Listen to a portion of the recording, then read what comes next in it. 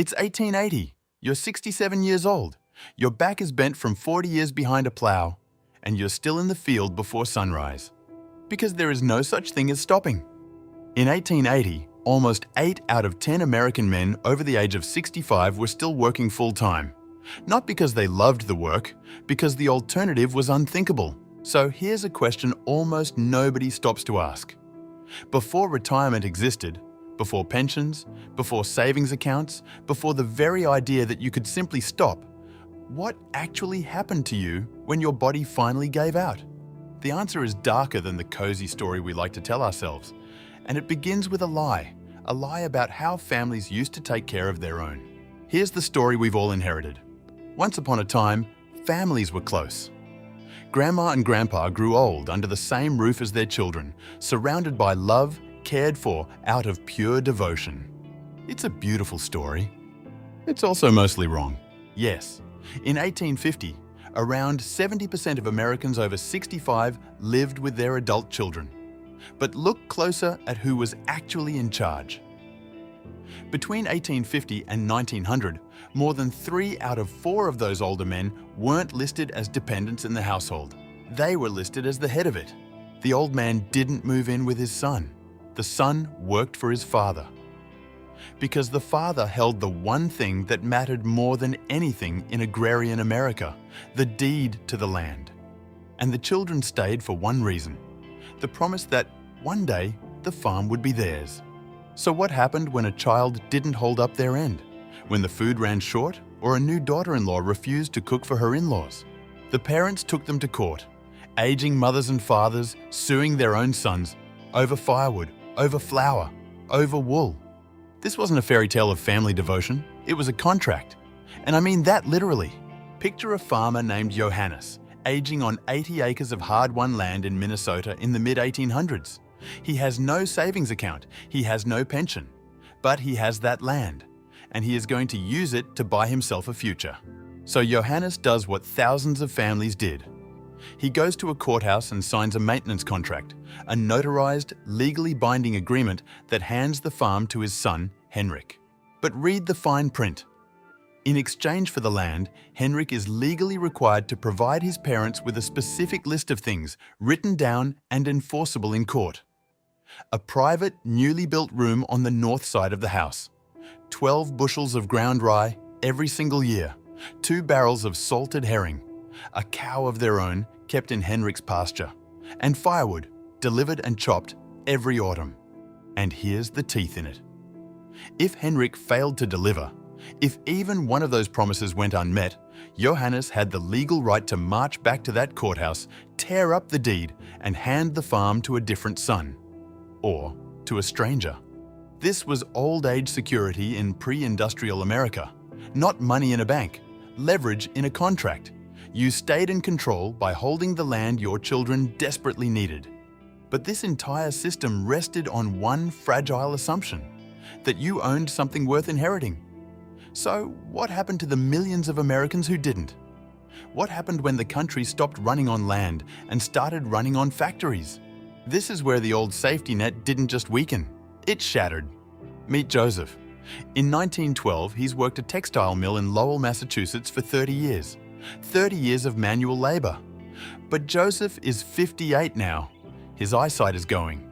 His hands, stiff with arthritis, can't keep up with the high-speed machines anymore. And the mill doesn't care, because this factory runs on something new: scientific management, stopwatches, time and motion studies. Every worker measured to the second against a quota. And the moment Joseph's output drops below the line, he isn't given lighter work. He isn't thanked for 3 decades of service. He's fired, replaced by someone younger, faster and cheaper. There was a name for what happened to men like Joseph. They called it the industrial scrap heap. Employers openly refused to hire men over 45. On a farm, an aging body could shift to lighter work and still belong. On an assembly line, an aging body was just a bottleneck to be removed. And here's the number that should stop you. As America moved off the land and into the factories, old age dependency, the share of elderly who couldn't support themselves, climbed from 23% in 1910 to 40% by 1930. And that's before the Great Depression even started. Joseph had no land to fall back on, no savings, because factory wages were too low to build any. So he did the only thing left. He crowded into a tenement with his daughter's family and took whatever scraps of work his failing body allowed. A night watchman when his health let him. But Joseph was, in a strange way, one of the lucky ones. He had a daughter. He had a roof.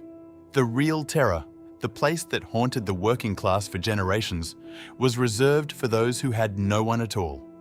It was called the poorhouse, the county home, the almshouse. And people were so afraid of it that the fear alone shaped how millions of Americans lived and died. In 1885, an unmarried immigrant named Margaret reaches old age with nothing. She'd spent her whole life as a domestic servant, work that was off the books, so there was no pension, no savings, and now no living relatives. With nowhere else to go, she's escorted by local officials to the Philadelphia almshouse. They called it, with bitter irony, the bettering house. The moment Margaret walks in, she stops being a free person. Her own clothes are taken. She's forced to bathe in cold water and put on a coarse institutional uniform. She loses the right to vote. And if she'd had a husband, the poorhouse would have separated them. Men on one side, women on the other. She's put in a massive, unheated ward packed with the sick and the dying, where cholera and tuberculosis move through the rows unchecked. And despite her age and her frailty, Margaret is forced to work. 8 hours a day in the laundry, hauling heavy linens to help pay for her own imprisonment. This wasn't a refuge for the elderly. It was, in every meaningful way, a prison. A place where the punishment was simply this: growing old without money. And yet, here's something that surprises almost everyone. Some older Americans learned to use the poorhouse on purpose. In rural New England, the desperate would check themselves in during the killing cold of winter when they couldn't afford fuel or food, then check themselves back out in the spring to scrape by on odd jobs. A prison to most, a seasonal shelter to the truly out of options. So if old age could mean all of this, the courtroom, the scrap heap, the poorhouse, where on earth were the pensions? They did exist. But the first ones weren't a gift, they were a weapon. When companies first created pensions, American Express in 1875, the Baltimore and Ohio Railroad soon after, it wasn't out of generosity. A pension was a management tool, a way to clear out older, higher-paid workers that bosses called to their faces deadwood. And it came with a catch that tells you everything.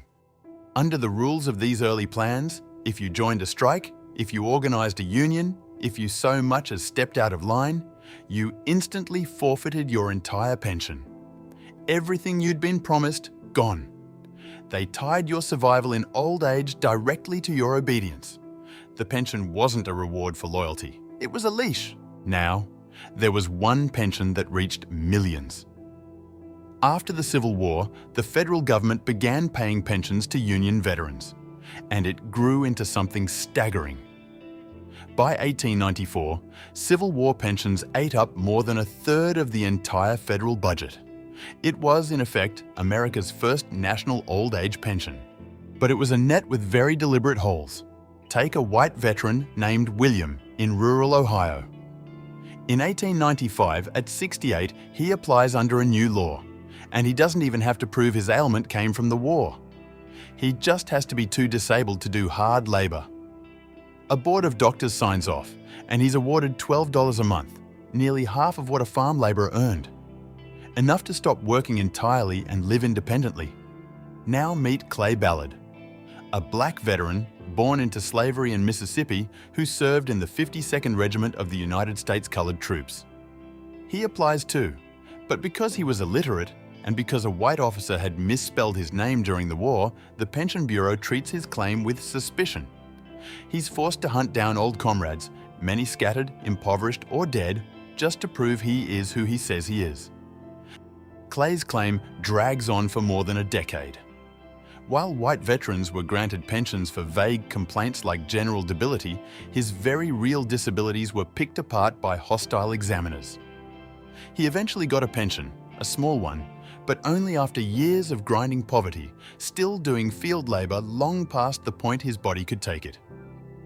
Same uniform, same war, a completely different country depending on the color of your skin. So that was the reality. Lifelong work, fragile family contracts, the dreaded poorhouse, and pensions that were either weapons or unevenly handed out. Which brings us to the two biggest myths people still believe about this era. And the second one will probably surprise you. You've probably heard it. Life expectancy was only 40 back then, so old age wasn't even a thing. It sounds logical. It's also a misunderstanding of how averages work. That low number was dragged down by staggering infant and childhood death.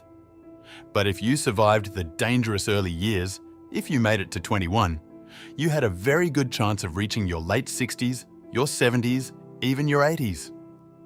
Old age wasn't rare, which is exactly why all of this, the contracts, the poorhouses, had to exist in the first place. And here's the one that gets people. The whole image we have of retirement, the leisure, the travel, the golf, the golden years, that didn't evolve slowly over centuries. It was invented to sell houses. In 1959, a developer named Del Webb coined the phrase the golden years to market a brand new community in the Arizona desert, Sun City. For most of human history, stopping work was something to dread, a sign of physical collapse or a shameful slide into charity. Del Webb flipped it. He repackaged old age into something you'd look forward to and pay for. The dream of retirement, as we know it, is younger than many of the people living it. So when you put it all together, the work, the leverage, the fear, the invention, the real answer to our question comes into focus. And it's not what you'd expect. This is a history video, not financial advice, so I'm not here to tell you how to plan your own retirement. But there are 3 things this history can actually do for you right now for free. First, understand that the safety net you may be counting on is recent, and it was built. Social Security is barely 90 years old. The leisurely retirement we picture is younger still. That's not a reason to panic. It's a reason to stop treating it as a permanent law of nature and start seeing it for what it is, a human invention. Second, drop the 2 myths for good. People did grow old in large numbers, and families did not simply care for elders out of pure love. That care was tangled up with property, obligation, and sometimes the courtroom. A clearer past makes for a clearer head about the present. And third, go ask. Sit down with the oldest person in your family and ask how their parents and grandparents actually grew old. What did they own? Who took them in? Was there ever a county home whispered about? You may be one conversation away from your own family's version of this exact story. So, what did Americans do before retirement existed? They didn't retire. They worked until their bodies broke. And after that, everything came down to 2 things: what you owned and who you could bind to take care of you. If you held land, you held power, and you used it on your own children. If you held nothing, you faced the poorhouse, where growing old poor was treated like a crime. But here's the part that should stay with you. The security you're counting on isn't ancient, it isn't guaranteed, and it certainly wasn't built for everyone. Social Security is barely 90 years old. The golden years were invented in 1959 to sell houses in the desert, so be grateful. We live in one of the rarest moments in all of human history, a moment where growing old doesn't automatically mean working until you drop or losing your freedom to a poorhouse. But never forget how new that is. It was built, recently, deliberately, and from the very beginning, unequally. What we call normal is barely older than 90, and anything that was built by people can be taken apart by them. That's the real history of retirement. So let me ask you something, and be honest. Of the 4 paths in this video, the family farm, the factory floor, the poorhouse, or a veteran's pension, which one do you think you would have ended up on? Drop it in the comments and tell me why. Because here's what almost happened next. A movement called the Townsend Plan demanded the government pay every American over $6,200 a month. And the pressure got so intense it helped force Franklin Roosevelt to create Social Security itself. That's the story I'm telling next. And I'll see you there.